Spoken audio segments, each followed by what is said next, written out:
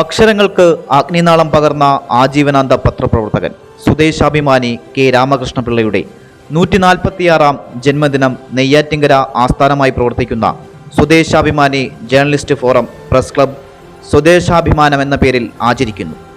ഈശ്വരൻ തെറ്റ് ചെയ്താലും റിപ്പോർട്ട് ചെയ്യുമെന്ന് പ്രഖ്യാപിച്ചുകൊണ്ട് അദ്ദേഹം തെളിയിച്ച അക്ഷരദീപം തെളിമയോടെ ഉയർത്തിപ്പിടിച്ചുകൊണ്ട് ജനാധിപത്യത്തിൻ്റെ 4ാം തൂണെന്ന് വിശേഷിപ്പിക്കുന്ന മാധ്യമ പ്രവർത്തനം നെയ്യാറ്റിങ്കരയിലെ ഒരു കൂട്ടം പത്രദൃശ്യ മാധ്യമ പ്രവർത്തകർ സധൈര്യം തുടരുമ്പോൾ അവർ നവമാധ്യമ രംഗത്ത് പുതുചരിത്രം രചിക്കാൻ ഇന്നു മുതൽ സ്കൂപ്പ് NDA എന്ന യൂട്യൂബ് ചാനലിലൂടെ തുടക്കം കുറിക്കുന്നു.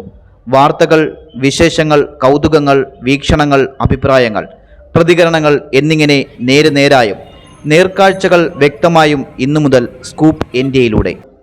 സ്വദേശാഭിമാനി രാമകൃഷ്ണപിള്ളയുടെ ജന്മദിനമാണ്.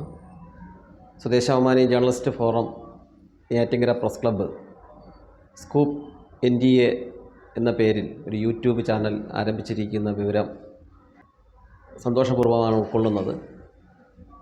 ഇന്നിപ്പോൾ സോഷ്യൽ മീഡിയയുടെയൊക്കെ തന്നെ കടന്നുവരവ് നമ്മുടെ സമൂഹത്തിലെ പ്രശ്നങ്ങളെ, അതുപോലെ തന്നെ ജനങ്ങൾ അഭിമുഖീകരിക്കപ്പെടുന്ന വിഷയങ്ങൾ, ഇതൊക്കെ സമൂഹത്തിൻ്റെ മുന്നിൽ കൊണ്ടുവരുന്നതിന് വലിയ പങ്കാണ് യൂട്യൂബ് ചാനലുകൾക്കുള്ളത്.